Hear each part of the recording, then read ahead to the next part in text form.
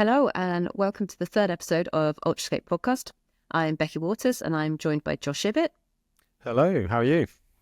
I'm all right. I think we should potentially mention that both of us, I think, are a little bit under the weather. No, I'm okay. I've It's just got me then. Yeah, I've just got a ill toddler. So yeah, I've just been dealing with the consequences of illness rather than actually being ill myself. And yeah, that'll come around to you in a few days, no doubt. Something to look forward to, I suppose. At least the good thing about having a small child or a toddler is you can plan effectively when you're going to be ill, which is very useful. It's normally about 2 days before you leave for a big bike race, I found. Maybe you should put your little girl in quarantine around races, Josh. No, I put her in nursery instead, which has the opposite effect. But anyway, that's enough about us complaining about the coughs and colds. That is enough whinging, definitely. We can't even whinge about the weather because it's been quite nice and sunny. It's been glorious. I think I've picked up a tan line. I know. Speaking of sunshine, we'll be talking about the race in Morocco, the Atlas Mountain race this episode, as well as the race around Rwanda, both of which I think were markedly warmer than the UK. Speaking of not warm, we'll also be talking about the Iditarod Trail Invitational, the 350 race and the 1,000 mile race. And we'll be dipping into a bit about Lachlan Morton's Great South Country race, I believe they're calling it, which Great is Southern Loop, I think it was, circumnavigation of Australia. And the monthly topic for this episode will discuss a bit about the Guinness World Record for what we call the Around the World, cycling around the world. Right, so before we get on to the news, just have to say a big thank you to Redshift, who, as you probably know by now, if you've listened to all 3 episodes, are our sponsors. So Redshift make loads of cool bits and pieces for bikes. I use their shock stop suspension seat post over in Morocco. So just takes the edge off those pretty rough, rugged mountain tracks. That, well, you know all about those, don't you, Beccy? Pretty rough out there. And they also do really cool things like handlebars. So I've got some new handlebars coming for my gravel bike. We've got a few events on that coming up. And they do things like there's like extra grips and things. So just add to comfort and hopefully stop you getting numb hands on your long ultra ride or race. So yeah, big shout out to Redshift for sponsoring our podcast. We've got a bit of a discount code as well, Ultrascape 15. It gets you 15% off. That's down in the show notes. So if you're interested, have a look at that. And now on to the news, Beccy. The first port of call in the news is the race around Rwanda, which happened at the beginning of February, coming up a month ago now. Hey, I know this month's flown. I mean, we're almost a week into March already. We're a bit late getting this one out, actually, as we mentioned, because we've all been ill. But yeah, it's not a month ago. The Atlas hadn't even started yet, and so much has happened since then. Crazy how time flies. Certainly. Although I imagine time might not have been flying for those who are riding around Rwanda. We followed along with the race, and as expected, I think race favourite was Ted King, and he did win eventually. There's a podcast that he's recorded about how it went, and interestingly, he was talking in that podcast about being a relatively new rider to bikepacking and the differences in getting ready for a bikepacking race compared to, I think he's traditionally been more of a day gravel racer. Yeah, he was actually a world tour rider. He was a pro cyclist as well. He was quite good then. He was, yeah, quite good. Yeah, he was probably one of the first. I think he's one of the first guys to switch from like the world of kind of professional road cycling to gravel, and he won the Unbound gravel event. I think it was like a record time. He was one of like the first to go for 10 hours, and now they've taken like another hour and a half or something off that. It's pretty rapid nowadays, and obviously the level's just going up and up in gravel racing, as it is in bikepacking as well, which is probably something we can discuss when we get onto Atlas in a minute.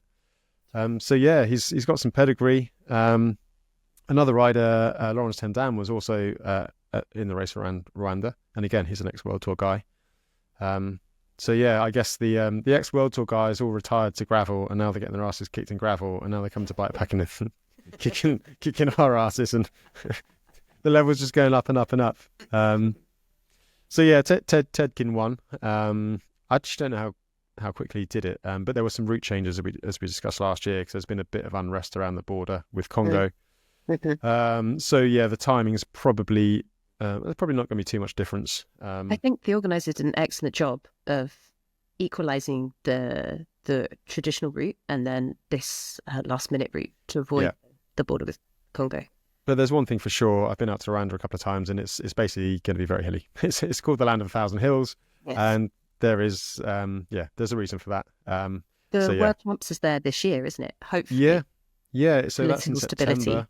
all being well. And I don't listen to much about water road racing, but they were talking about how the route that they've proposed for this year's World Champs in Rwanda competes with really only the Innsbruck World Champs in terms of elevation.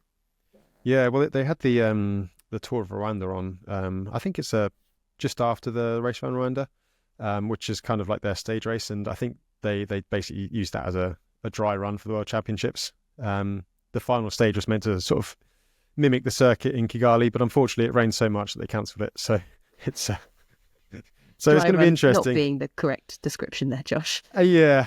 But I've been there. I've done the race around Rwanda twice, and I've been to Rwanda. So yeah, it'll be really exciting. There's a lot of energy. Sure. In a lot of these kind of African countries, they're very outgoing. We're very quiet and backwards. We don't not very quite backwards and going forwards, if you know what I mean, in Europe. But out there, they're just the way of life is different. So one thing for sure, it'll be a spectacle, and there'll be thousands and thousands of people following that race, like there are even on the race around Rwanda, to be honest. Through the and that's villages. all to look forward to later in the year. Yeah, but obviously we won't be talking about that because we're a bikepacking podcast. Well, exactly. Even though we managed to talk about road cycling every single episode so far. Starting to wonder if we're in the wrong discipline, Josh. Probably. We noted that the female winner was Nicole van Battenberg. Hopefully we're saying that right. Josh and I are classic Brits in that we butcher all continental European names. There was, however, a somewhat unfortunate account of Kenneth Karaya. He's a Kenyan rider who races for Team Amani, and he was disqualified during the race for accepting support. I'm not sure if it had been pre-arranged or not. He did go into the race knowing that he had some back issues, and there was a comment that he had potentially accepted the support because he was in a bit of pain and he was behind where he wanted to be, but nonetheless, he took support in an unsupported race. Yeah. Which was it drafting or? It was drafting, and the organisers picked up on it from following the tracking because he was just moving so quickly. And then there were eyewitnesses. The organiser was saying it was one of the park rangers in one of the national parks that they ride through went out to see the first rider come through and just saw Kenneth sitting behind a motorbike, which is quite hard to argue with. Yeah, it's unfortunate. I mean, I know Kenneth. He's a nice chap, but yeah, it's a very silly decision. It was a real shame, actually, and it my heart did drop a bit because it reminded me of, you don't hear of many people cheating so outwardly, and you see very few DQs, and most of which are innocent mistakes that actually needed to be DQ'd. But and cause some debate as well. It's kind of like, well, I won't keep on going about the TCR controversy, but that could be argued either way. But I guess when you're drafting behind a motorbike or anything like that, on purpose, you can't really argue it, can you? To be honest. No, and it reminded me of the Rhino Run, the first edition that I know you raced at. Where the two Amani riders there were disqualified for accepting support as well. Yeah, I actually rode with them. Riders. No, they were riding as a pair. The brothers, I can't remember their names. But yeah, they basically they basically followed me for the first day. Like I couldn't shake them, and just sort of camped everywhere I camped. And I think it was probably a big ask for them to enter that particular race with no experience as the first one. Well, they got in a car though, didn't they, Josh? I believe so. Further down the run, yeah. I don't think they realised quite how easy it was to spot that on map progress when they started moving at the speed of a car. Well, I think they turned the tracker off and then it just popped up like an hour later, 100k down the road. Which is... Sure. But either way, I mean, it's a bit silly. So it's a bit of a shame. But there we go. But So yeah, Ted King won the race outright, and probably arguably would have caught Kenneth anyway if he had back issues. So that was a race around Rwanda anyway. And then of course there was the Atlas Mountain Race over in Morocco. You might be able to see I'm a slightly more tanned than last time we spoke. No, Josh, you're the same shade of white, I'm afraid. It's because I put loads of sunscreen on, because otherwise it will just go red. I spent some time walking through the desert, even riding through the desert, which was quite nice. The Atlas Mountain Race was won. Well, first rider overall was Alex McCormack, who was someone we mentioned. Blistering fast speed. I think it was very similar to Justinus's winning time from last year. The difference is that there seems to be more and more riders that can pack out that top 10, including our fastest female rider as well, who was rapid. I know that for a fact because she dropped me twice on the climbs on the first night. Marie Moldenhauer, she's relatively new to the world of ultracycling. So I was chatting to her after, and she said she started cycling during lockdown, as quite a lot of people did. And she's just sort of found her way into the world of ultracycling. And the Atlas Mountain Race was her first sort of big off-road race.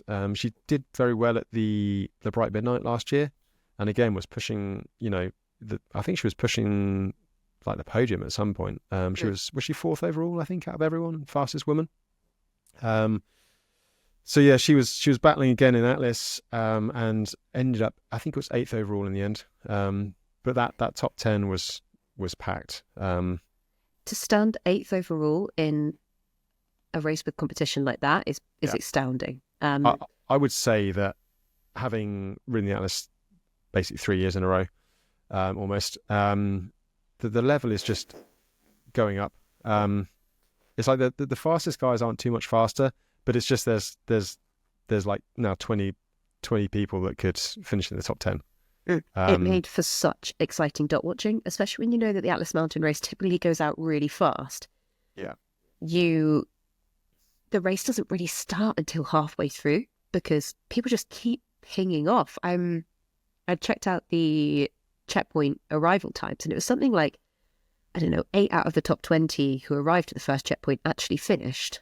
The rate of, they call it a very attritional race, but I think because it is so competitive at the front, the rate of scratches at the front is much higher than the average. Most definitely, yeah. And I think it's a funny place on the calendar as well, because there's not really much going on at this time of year. But like February in Morocco, it's relatively easy to get to from Europe. And it does attract other riders from, like South Africa and Namibia, with Kevin Benkenstein and Drickus, and also some of the Omani guys in recent years.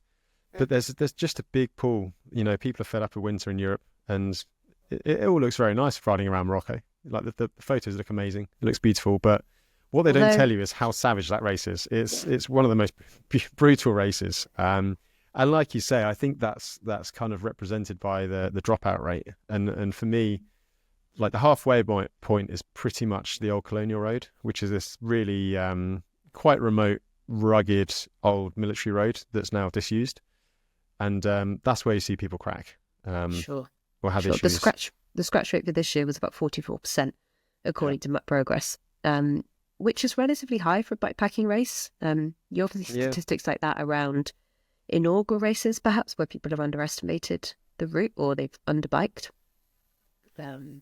I just think in Morocco, though, and the Atlas race, it's just people don't quite expect it to be so hard and like attritional. Like resupplies, it's not difficult, but it's not like kind of, I don't know, for example, Tour Divide. There's long stretches on Tour Divide, but you're going to fall into a gas station and there's just endless calories. But in Morocco, you can get food, but it's not very like calorie dense that often. You're talking omelettes, bread. If you're lucky, tagine, but quite often they're vegetables, which aren't that calorific. So it just wears you down, and then you've got a bit of altitude as well. It's not high altitude, but there's a good stint above 1,600 meters. It's enough to be cold at night. Yeah, it was this year as well. The first night there was snow up high, so we went across Telluride Pass. I think it's like 2,800 and something meters, and there was snow on the descent there. Interesting. I was hearing about that, and how more and more I think riders go out to recce, or they go out to acclimatise a little bit to Morocco before the race, and doing that first day or that first run into checkpoint 1 is quite a popular recce. So actually, the footprints that the recce riders had left in the snow made, am I right in saying that made navigating through I don't know. I wasn't at the front, was I? There was a lot of people that were in front of me. There was basically a procession down the other side. But yeah, there was some pretty there was an obvious track by the time I got there. I managed to ride a fair bit of it. Sure. But it reminds me of a video I think Stephen Lahiric, everyone's favourite Frenchman, shared on Instagram of you a few years ago. And he was, I don't know, 50 metres away from you, and you were just, the desert equivalent of bushwhacking. And you were not as smiley as you normally are, Josh. No, well, I was very determined to ride it. This was the first edition. I was very determined to ride this unrideable goat track. And I did ride a lot of it, but the problem is I was concentrating so hard on riding it and riding over all these rocks that I didn't actually look at my GPS, so I took the left turn instead of the right turn.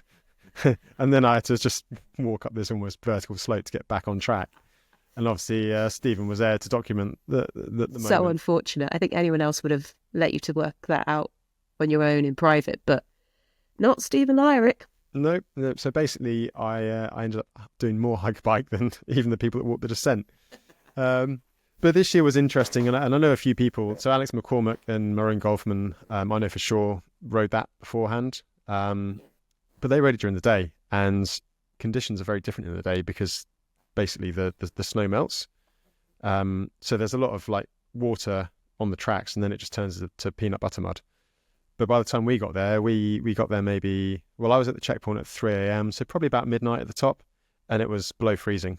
So actually it was relatively rideable. There's a few little snowy sections, but the mud had frozen, and the descent was okay for us at the start, like in the front sort of portion. I was probably over the top in about 30th. But the riders at the back, nearly 300 riders, a big field. And because so many people had been down the snow, it basically kind of melted it and churned it up into mud. So the riders at the back were just plodding through mud, whereas the riders at the front basically got nice clean snow. It's always harder for the riders at the back. That's what I maintain. It is. It's harder to do an ultra race slow. Like the winners have it easy because there's like 1 or 2 less nights sleeping. There's more food in the resupplies in certain instances. You can cover ground quicker to get to resupplies, so you quite often have more options. You don't have to carry as much water because you're covering distance quicker. So yeah, like riding these things is easier when you go faster. Something I wanted to ask, this is the 4th edition of the Atlas Mountain now. It's the 5th, I think. Is it? Did they not skip it in 21? Yeah, but we did it in 22 in October. That was the first time I did it. And then it happens again in 2023 in February. So there was 2 within 6 months. Oh, I've just done really bad maths. You have, yeah. That is embarrassing. And then again, then it's just sort of resumed its usual spot. So I did the one in October. I think it was early October, and then the 2 like this February and last February. Well, I wanted to ask that, given this was the 5th edition, it looks like, just from what I saw on a couple of riders' Instagrams, is that the locals actually know about the race a bit more, and there are a few more trail angels. Yeah, they do. So some of the smarter ones actually set up little stalls at the top of the massive climbs, and then just sell you like bottles of water and Coke and sweets and stuff. So I'm pretty sure I paid over the odds at certain points. Yeah. And God bless the African entrepreneurship.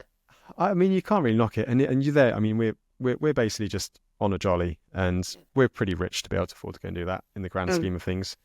And yeah, I mean, everything's so cheap there compared to Europe. So basically, you feel like a bit disgruntled that you've ended up paying European prices for something. But then you take a step back, and you realise actually, you know, they probably deserve to earn a little bit of money for us, you know, traipsing through their land, goes a long way. Inverted commas, good time. So I've not really got too much of a problem with it. I loved seeing that. Them setting up these kind of roadside stalls Yeah, good on them as well. And all the and it's not just profiteering either, because some of them really get into it, and they're really like helpful, and they'll cook meals at all hours of the day. They'll let riders sleep in their houses or in sort of in like their cafes. So I think most people that have done the Atlas Mountain Race have like a really nice like story about interactions with locals. And I mean, there's a reason I've been 3 times, and I've been twice just by myself touring as well, and that's because they really are lovely people, and it's a beautiful country. So yeah, I've got a lot of time from Morocco. Well, as you've now done this route 3 times and touring twice, do you think, or do you want the route to be changed? Well, I don't want to ride that route again. Put it that way. I think 3 times is enough. I think it probably will change. Like we've probably alluded to in previous podcasts, there are rumours that Nelson wants to head further north. So I think that may well happen. Whether it's next year or not, I'm not sure. But yeah, it probably does need a change now. 5 years on the same route, and a lot of people have kind of been back once or twice, 3 times in my case. There quite a few other riders have done 3 or 4 times. Yeah. So it probably does need a bit of a refresh, otherwise it just gets a bit stale. So I think it's been 3 editions now on the same route, pretty much exactly. Yeah, and certainly the pass by the heart of the route has been very similar. Yeah. Even if it changes sort of start location or finish location, it'd be nice to freshen it up. Sure. And although Nelson's got a new race in 2026, so it might not be next year that we see him change. Yeah, we'll have to watch his space, I suppose. I'll keep my ears to the ground and try and get some nice rumours for the next podcast.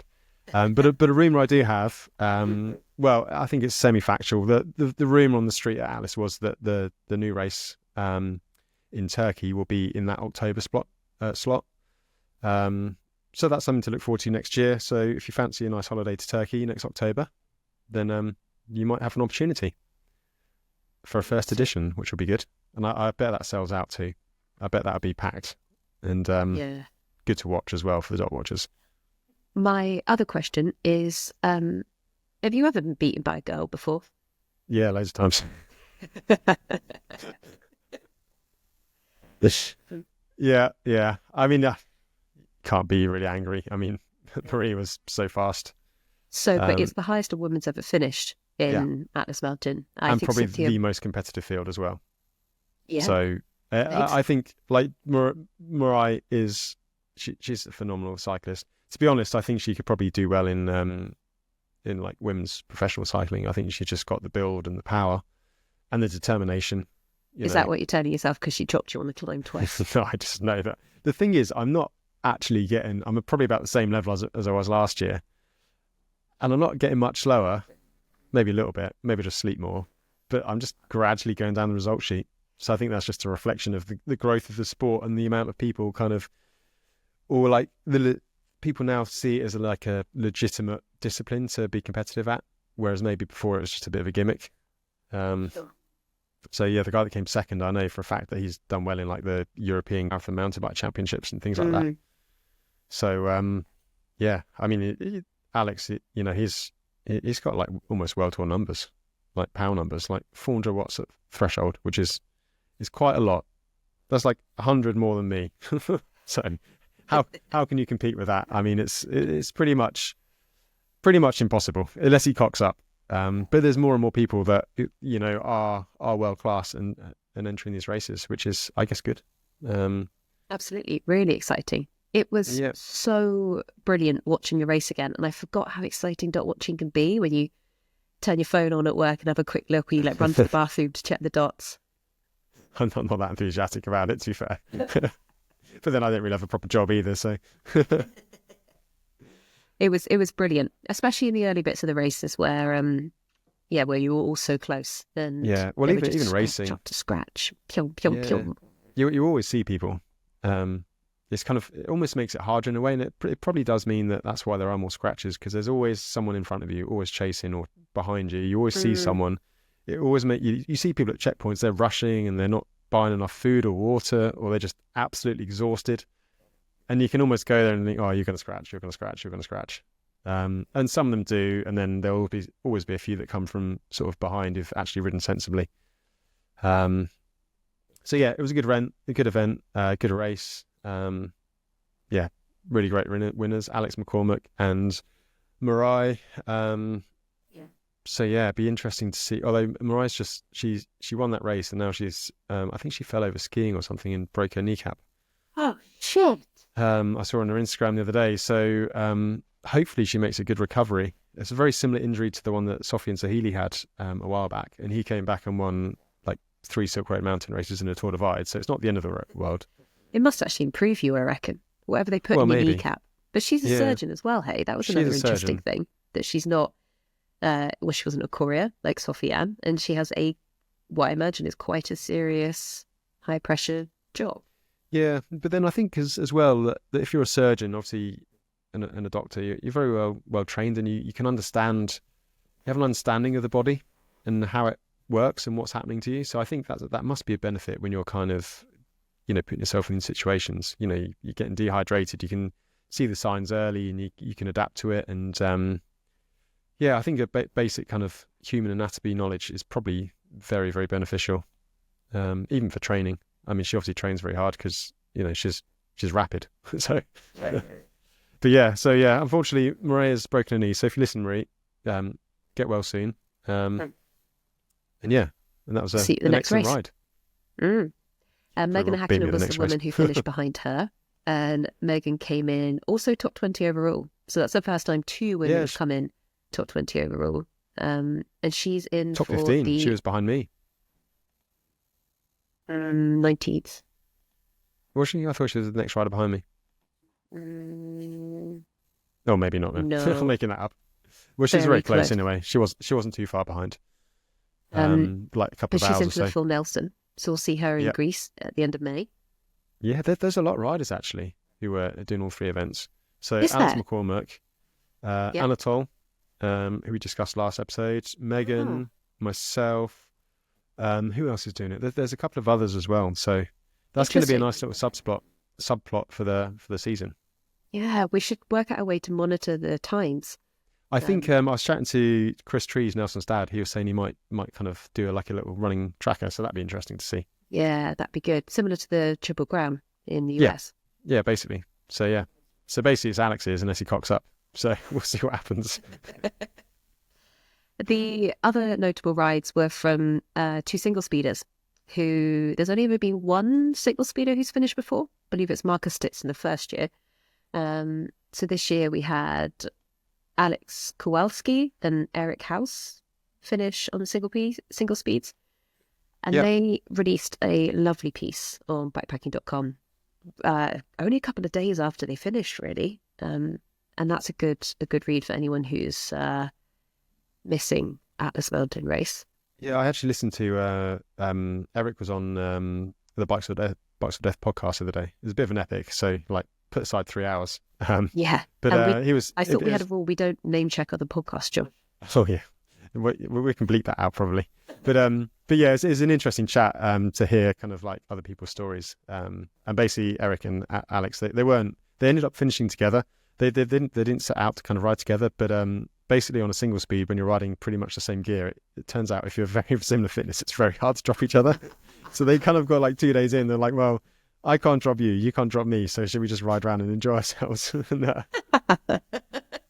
Which is quite funny. So and they're nice guys too. So big up single speeders. I do like single speeders. And if you thought single speeders were crazy, there was a tandem, which is the first time we've seen a tandem on the Atlas Mountain. Rich and Shona have taken a tandem to Silk Road and Highland Trail before, which are, well, Highland Trail's certainly more technical. But Atlas Mountain still, it looks hard enough.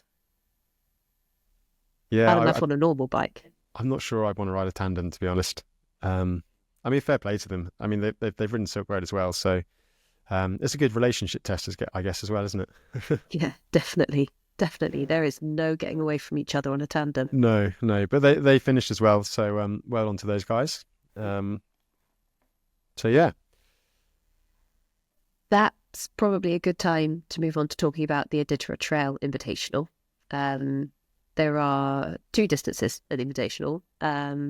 It's the 350 mile and the 1,000 mile. the 1,000 mile Iditarod is such an undertaking that you do have to complete a qualifier for it, and the 350 is a qualifier. And just to be clear, this is in Alaska, so this is on fat bikes as well. So yes, it's I think the reason that you need to do a qualifier is basically just to prove that you can look after yourself in those conditions, because it can. Well, I think snow conditions are a big factor in times. In the Iditarod. I mean, you might be able to sort of show or give us a bit more insight, because actually, well, you spent a lot of time with huskies, haven't you? I have. Yes, they're my true love. I rehomed a sled dog. So Ivy, my dog, and I have been watching the Iditarod, which is the dog sledding race. And interesting, they have quite a unique media outlet. They you really can't follow the race without buying a subscription, and it's about $50. But their media is so comprehensive. They have the race tracker, they have written reports, they have every day they release a couple of, or quite a few, 1 to 2 minute interviews with the mushers as they come in. The mushers being the people, not the dogs, and they have these quick interviews with them, and then they release a few longer form ones. But the Iditarod is decades old, and the history behind it is really interesting. When I say the Iditarod, I mean the dog sled race, not the Trail Invitational, which is the bike, foot and ski race that we actually should be talking about, because we're a bikepacking podcast, not a mushing podcast. Yeah, but we know that we don't actually talk about bikepacking on this podcast. Well, right. if you want facts about bikepacking, there's probably other ones you can listen to. If you just want aimless chatter about husky dogs and random gossip, then this is the place to be. This is the place. And I've been following the Iditarod, the dog race, over the past few days. And interestingly, and very rarely, they've moved their start point from Anchorage to Fairbanks. And they head out along the Tanana and then the Yukon River, which is all new to me. I knew nothing about these places before they came alive on a map. And then they head south at some point along the Yukon River down to McGrath. And traditionally, the route from Anchorage to McGrath is the 350-mile route for the ITI. And then riders who are on the 1,000-mile route continue on from the 350 up to Nome, which is the end point of both races. Normally, there's a bit of a kind of tactical consideration for those on typically the 1,000-mile route, because they can keep riding at their own pace, or they can sometimes hang back and wait for the trail breakers of the dog sled race, meaning that they then wouldn't be breaking their own trail. And I know that's something that Miron Golfman did. Interestingly, he broke the record, but he stopped for a really prolonged period of time to wait for the trail breakers, took a lot more rest, and then when he got back on the bike, he was on a much quicker trail. And I think, that's the snow conditions do make such a huge difference, because you hear stories. I mean, JP Tavares, I've heard these stories from Jay, and he'll tell you about walking for days on end, 10 miles a day, just post-holing through the snow, because it's so deep and it's so bad, and you just can't ride a bike. You can't get any flotation. I imagine it's, well, the Iditarod sled race is obviously a much bigger deal than the Trail Invitational. So they, like you say, they do have the trail breakers. So I guess they have skidoos or something go through and like drag a trail breaker behind it, which basically gives you like I guess like a ski piste kind of thing. There's always a couple of videos, because the dogs are much faster than the cyclists, and the cyclists are the fastest of all the three modes of transport on the Trail Invitational. You often get quite a nice few videos of from the riders with the sleds passing, and that's one of my favourite bits. And then the videos of the dogs just before they're about to run, and they cause a scene. Huskies who know they're about to pull, they make a lot of noise. It must be very exciting. Ivy's plucked her ears up a few times at hearing that noise. But it's just been a really exciting moment following this race. Although because they've moved the sled dog race to Fairbanks, which is further north than Anchorage, to go to the snow, or they're actually riding along the frozen river. Is that because there's just not much snow this year then, I suppose? Exactly. I guess it does beg the question. I mean, obviously, slightly, well, not off topic, it's totally on topic. Obviously, global warming is a thing, and, climates are changing around the world, are these races going to be able to happen in 10 years time if the snow is not there? I mean, exactly. And for the gravel race, wouldn't it? Oh God, the world does not need another gravel race, Josh. And for the dogs, they can run on the dirt, but it's not great for their paws, and it's also warm. Like the huskies are bred to race in really low temperatures. And I suppose they follow rivers too, and lakes which are frozen.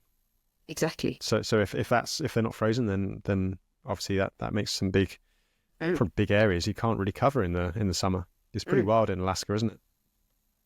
Absolutely.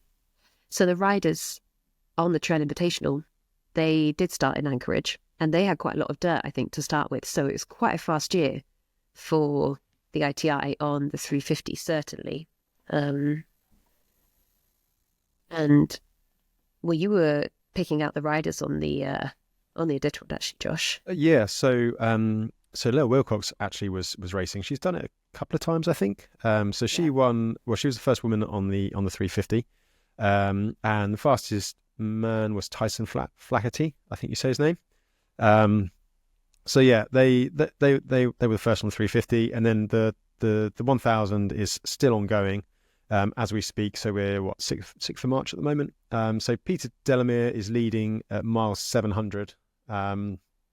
So yeah, looks like I guess conditions will dictate. I suppose you can almost do 100 miles if it's good conditions, but could be 3 days, could be a week, I suppose, if it starts snowing, or if the huskies come through and the trail gets broken for you, then I guess that will make things a bit faster. So yeah, we'll keep an eye on that and just report on the 1000 next month. Something I found really interesting about the Iditarod is some of the slower riders can take close to 4 weeks, which means you're out there for a whole lunar cycle. Oh yeah, I didn't think about that. I was talking about moons. I'm going back a bit. Atlas, that was incredible. The moon was super close. I was riding at night. It was bright. It was hard to sleep sometimes because it was so bright. And I was just riding the climbs. You didn't need lights on. It was amazing. Just riding through like the Atlas Mountains with no lights at midnight. It's pretty special. And I imagine it's pretty cool doing a similar thing in Alaska as well. Definitely. It's one of those things. It's been on my radar for a very, very long time, and I'm definitely fat bike curious. But I need to get my finger out and actually start riding it. But there we go. But interestingly, moving on a little bit was so I saw Lael posted after she won that she was. I guess this is the jet set lifestyle that happens when you're probably the most famous bikepacker in the world. So she finished the 350, then had to go to Arizona for a RAFA team camp. So she was traveling down to Arizona, and then after that she's flying back up to Alaska, and she's going to ride the rest of the route. So the other 650 miles touring the route with Anna Yeager, that's quite a lot of stuff, isn't it? That's crazy. That's a big start to the year. That woman just doesn't stop. She did qualify for the 1000 because she's done the 350 before, sorry. But I think something that Lael has quite publicly suffered with is her breathing. And given that I don't think it was 100% going and doing 1,000 miles in the cold wasn't something that was recommended. And she has a few big plans this year. Yeah, well, I mean, we're probably getting into speculation and, maybe. I don't know. I did see a post that she was getting a bike fit for a Tour Divide bike, which is exciting. So big news. Lael at the Tour Divide. We're just starting to piece together our kind of start list for Tour Divide. So obviously that's probably one of the biggest, if not the biggest event, bikepacking event going forward this year.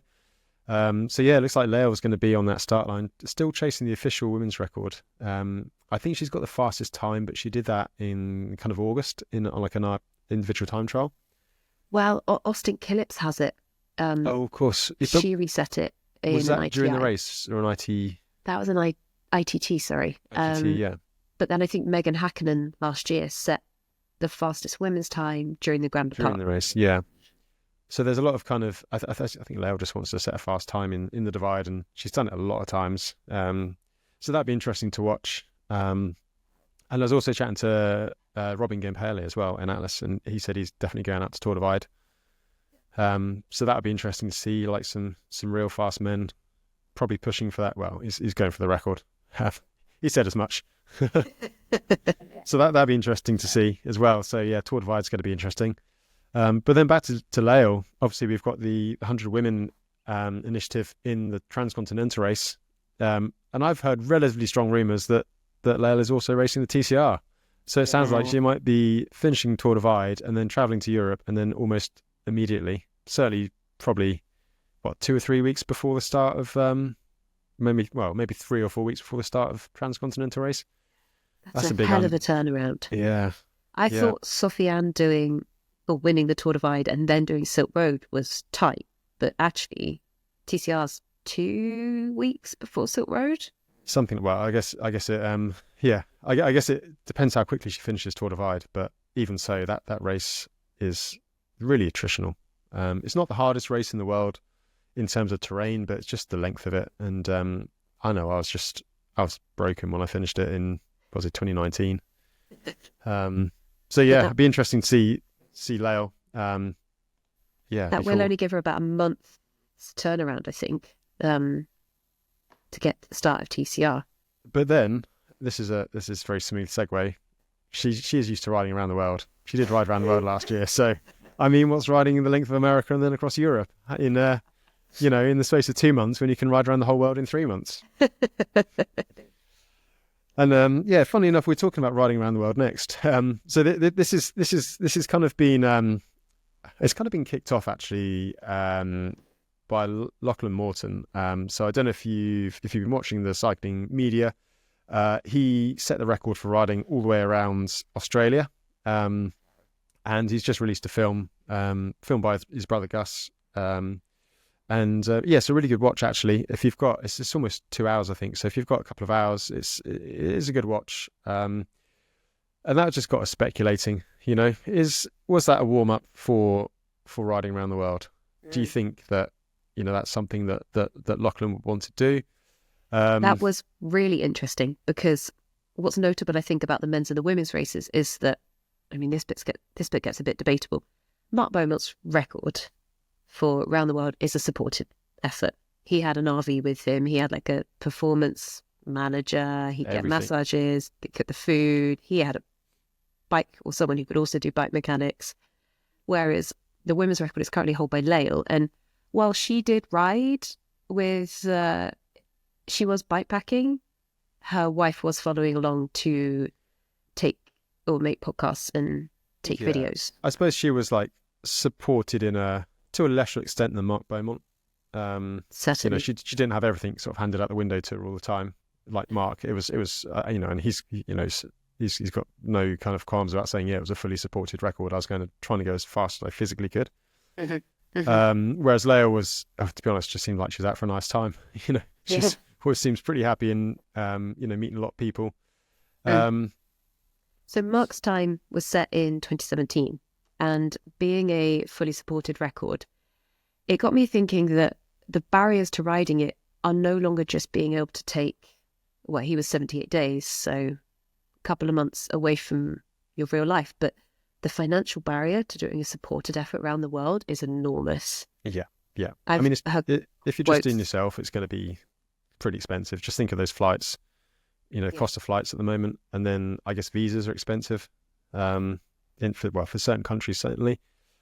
But yeah, then if you're taking RVs, I know the logistics of Mark Beaumont's record were crazy, like different teams in different countries and different camper vans and RVs and a support car, and it must have cost thousands and thousands of pounds. It did. So I've heard quotes that his ride cost $500,000.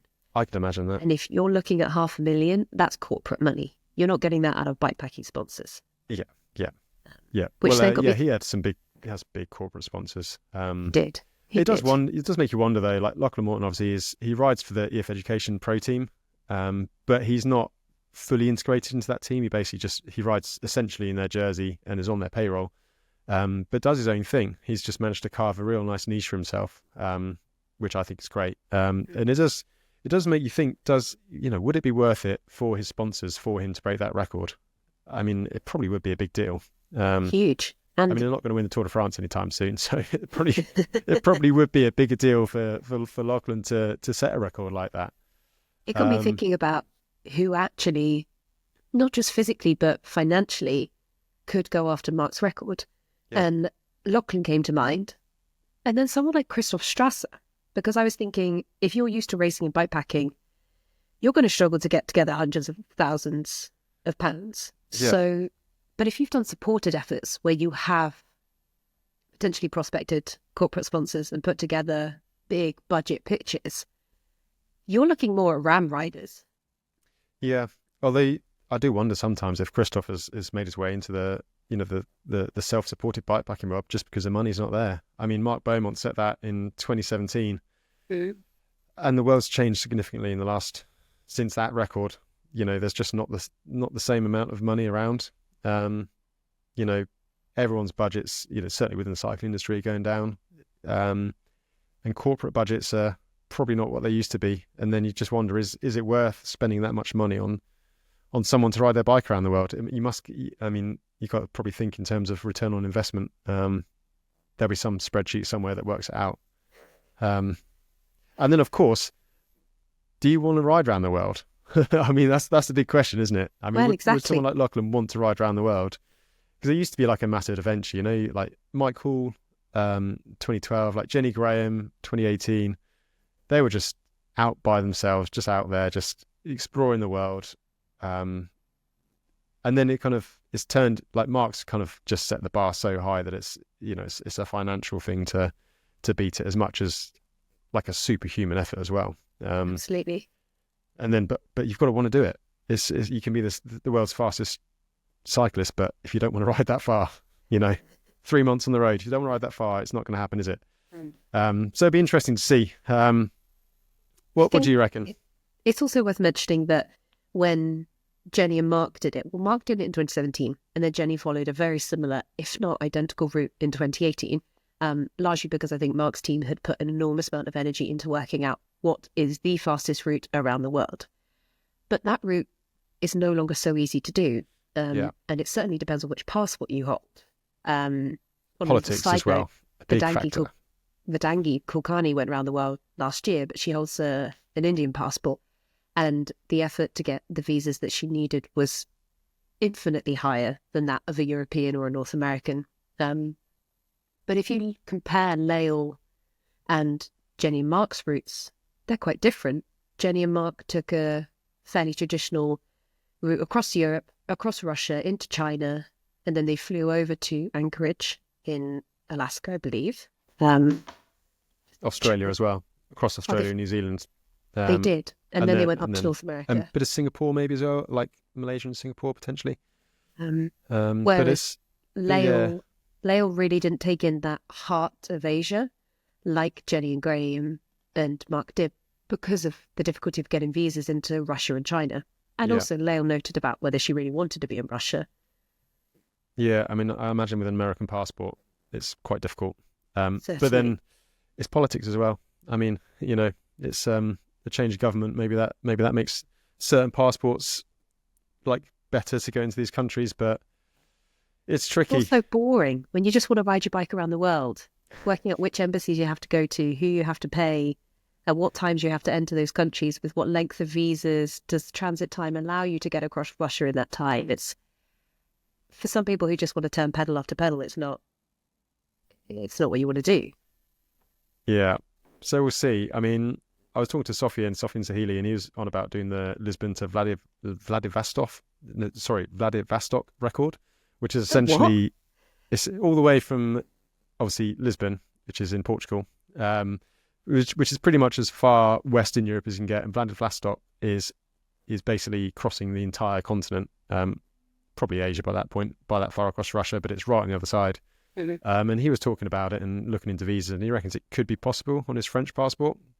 But obviously Lachlan's from Australia, so I'm not sure how that passport sits. I'm not sure how the French passport sits nowadays. So yeah, politics and bikepacking fully interwound there. So will Lachlan do the record or not? What do you reckon? I mean, that's been 8 years since Mark since Mark did his, and it's been 7 since Jenny did. And a lot has changed politically in that time. So I think in the next 5 years, yes, he will. Well, you heard it here first. There we go. That's a good rumour, isn't it? Beccy reckons Lachlan will go for the record. I think he probably would. I think there'd be a lot of factors involved, but I'm sure his team and sponsors would want him to do it, and I'm sure he probably would. I mean, he's obviously the fastest guy, and that's just the ultimate, isn't it? Really, I think it's set the bar so high that mic drop and then retire. I can't imagine Lachlan retiring. I think he likes riding bikes too much. Well, exactly. So yeah, I guess watch this space. But yeah, it's a good rumour to put out there anyway. And that almost rounds up the podcast. We could just look ahead to what's coming up between now and the next podcast, which we hope to record in early April. On time this time, rather than pretending we're ill. There's not much going on really in March, is there? So it's a bit of a kind of it's the quiet before the storm, because then as soon as we get to April and then May, it's just non-stop, and we'll probably have to do more than one podcast a month then, just to keep up with it all. So yeah, look forward to that. But what is coming up, Beccy? Well, on the calendar, we picked up Grand Guanche. They have 3 distances. So this is the gravel one. This is the gravel one. It's only just in March. Just starts on the 30th. So we're pushing our luck a little bit there, saying it's in March. But certainly in Europe, it's pretty dry. There's not much going on, is there? No, we're really waiting until April. And I'm particularly looking at the unknown race in mid-April, but that's over 5 weeks away. Yeah, well, we'll talk about that next time then. The other thing that I've seen since the last episode was a new race called the Nordic Chase, which looks quite cool. It's an area that I haven't seen many bikepacking races. It's around Denmark and Sweden. It's 400k. It'll be, let me just check the date on that, 14th of June. So potentially a time that a lot of people already have. So not in March then? So not in March, no, but the entries are open if anyone's looking for a June race. Yeah. There is 2 ferries. Ooh. To be honest, I rode some of that European Divide Trail through Sweden and Denmark a couple of years back now, and I loved it. Sweden especially, it was such a nice country to travel through. Everyone's so friendly and so nice, and probably did one of the ferries that the race takes in as well. So yeah, that'd be interesting to see. And that rounds us up for the podcast. Yeah, so limited news this week, I'm afraid. More rumours than news, but... Well, rumours. It's always rumours.